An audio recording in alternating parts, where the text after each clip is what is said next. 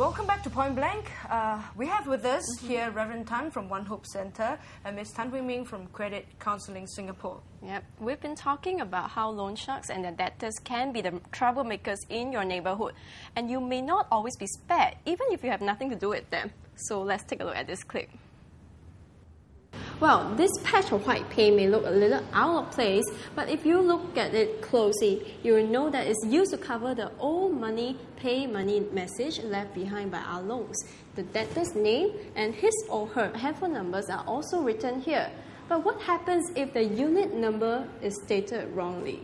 我父亲过世，我们楼下办那个白事啦，然后那天我是上来，我母亲有楼上有住，我吃了5点进去电梯，然后看那个电梯的那个号码，诶，6楼很熟嘞，我母亲的嘛，单位隔壁电梯也是一样，2个电梯，然后下去楼下看那个墙壁那边也是这样。我哥哥他们有朋友啦，好像也是有政府人员啦，他讲你不要了。到时才报警哦。OK。那我就自己去打电话，我朋友也是说打个电话问一下啦，因为这个单位没有这个人。对。我们哪里有接这种什么打移弄的？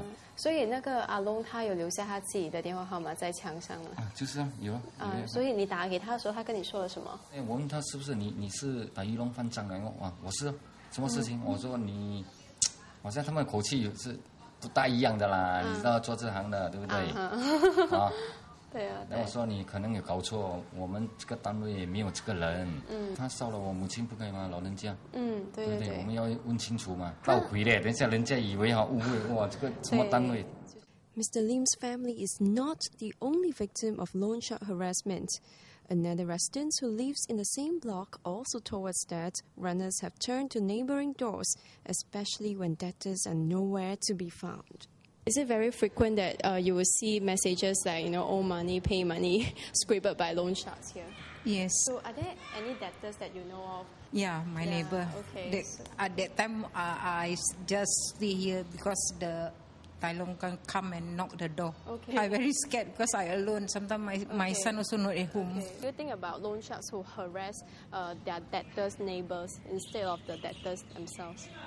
I think it's very irresponsible. They want to harass the debtor. Yeah, like their neighbours. Don't like bully other people when they got nothing to do with it. Okay. Although loan sharks are usually scorned for causing such nuisance, some residents also find irresponsible debtors equally blameworthy. 你拿那个1000块去，不知道做什么，赌啊、喝酒啊、玩女人啊，或者家用啊。你应该要还吗？这样他没有责任的。哎呀，我不要还，政府帮我这么好，你说对不对？给你做阿龙，你会不会生气？对。你不会生气，你现在借我10块啦，我不还你。下次你看见我死鬼借我的10块不还，政府不好啦，他要走2条路，借的也要罚，阿龙也要罚。So usually the loan sharks are seen as a culprit, right, of all these harassment cases. But do you think that debtors are equally blameworthy? Well, let's put it this way. When a person doesn't have money and you have to feed the family, so-called, for some, okay, they have to find ways. Okay. So they have to borrow. And if there's no legal institutions is willing to lend it to them, they have to go to Along. Now, not that I say this is the only way, what I'm trying to say is that, but the thing is that sometimes when you're hard-pressed, they will just do it. When people are being hard-pressed, they will do it. Yeah. So, borrowing shouldn't be criminalized, but what about borrowing without returning money or borrowing without thinking about, whether you can meet your obligations later to repay? I think this is something, it's a very good question in the sense that a lot of people, okay, like what I said, we deal with legal debts, okay? There are people who borrow and then they can't pay, okay? And then they will say that, because the banks charge me high interest, like credit cards is 24%. Now the point is, when you apply for the facility, you are supposed to know that when you borrow, you're supposed to pay. And if you do not make payment, the bank will charge you interest. You see? Okay. And you cannot later on say, but they charge me 24%. The thing is that you better know that what you are getting into when you sign on the dotted line.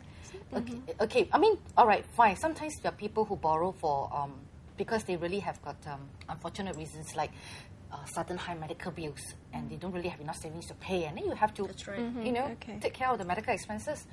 Now, hopefully, sorry. Are banks as aggressive, in terms of their ways in getting their money right. back? In coffee shops and, in colloquial talk, we know that there are people who say that the banks are the legal loan sharks. Yeah. Yep.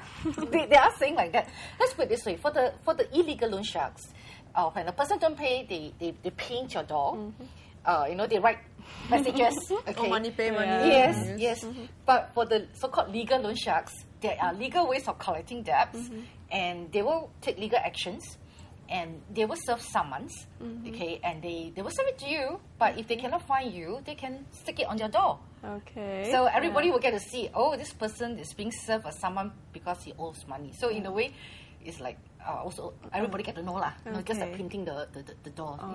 Just in the more civil sort of way. Yes, that one is a legal way, one is an illegal way. Yeah, one is more tidy, the other is more flashy. One is more costly and the other is cheaper, just papers, right? I agree with her point because in One Hope we not only help people in terms of their debts, negotiate with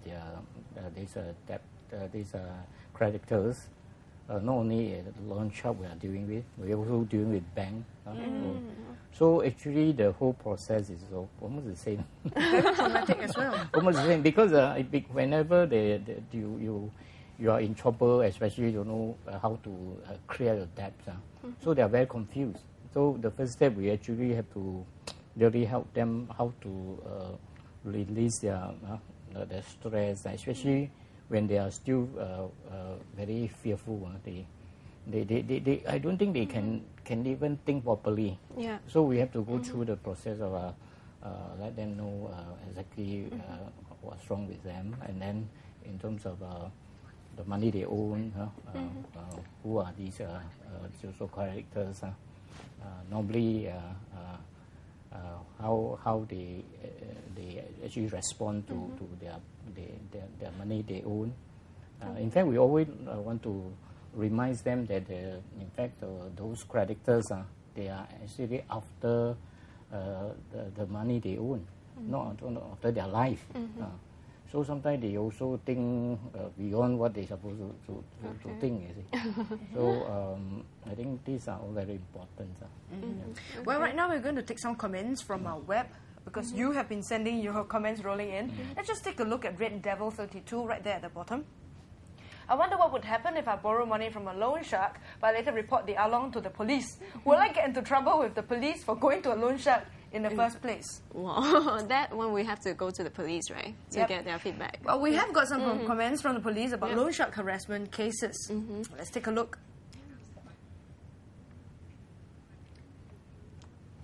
Well, as every case is different, the police says, the time taken varies depending on the circumstances and complexity of the case. The police is talking about response time to harassment cases, loan shark harassment cases reported. Apparently, our first interviewee that appeared in our clip said that she is quite unhappy with the time taken for the police to actually crack down the syndicate and also catch a borrower, right? And the police continue saying there are cases, though not often, where police officers arrest the offender when the crime is being committed. In other cases, there are few leads and more time is required. And also the lack of cooperation of borrowers and the involvement of syndicates, sometimes with directing elements based abroad, adds to the complexity of investigations. So such cases will take much longer time to resolve, right? There is the complaint that when people report like the lady earlier on, when they report cases of loan shark harassment, the police simply aren't responsive enough, aren't quick enough on the uptick to solve the problem. But we realize that with the police own comments, that there are other complex issues to deal with when solving such problems. And I understand, Reverend Tan, you were saying, you were telling us something about the way One Hope Centre approaches the loan sharks themselves. You see, we actually got 3 ways of helping people to negotiate the negotiate. In terms of negotiation, we see case by case. Some may in the situation that we need to actually speak on their behalf. These people may be considered as quite a serious one, and then they really couldn't handle by themselves. Okay. So our negotiator will actually speak on their behalf. But if the person is not their debts is not so in terms of the way they're facing the loan shark, not so become a very serious threat to them, then they will continue to learn from support groups, and then able to clear about what is their real problem, and also they need to work out certain so-called repayment plan to so you help to them get plan their repayment scheme as well. So how are they going to negotiate with the loan shark? We may also use the kind of empowering type of methods, empowering them with some peer supporters.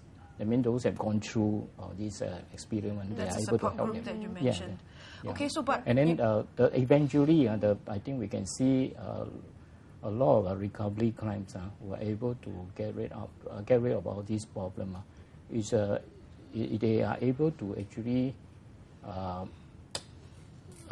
so-called live a new life. I mean, they no longer trapped by all these, and then the mind is clear. They actually able to negotiate with the loan shark by themselves. And so with clarity of mind, definitely better decisions can be made as well. So that's where your counselling help comes in. But the thing about, the loan sharks is they don't have a good reputation among people. Let's just be, realistic about things. So there's always this good guy, bad guy, or bad guy and his victim, which is the debtor, right? So what is your view regarding how you handle loan sharks, how you handle talking with them? Normally we try to not only ourselves, but we remind our clients to negotiate with them on the compassionate ground, rather than trying to argue with them or to fight with them. There's no use of doing that kind of things. Not like the one the lady. Come on, you for me. We normally actually work on the compassionate ground, and then try to let them know the real situation of our clients. Then, if they continue to harass them and keep on disturbing them, they not only not able they're not even able to live their life anymore. I mean, how are they going to continue the work? Then how are they going to pay them? So sometimes they also understand.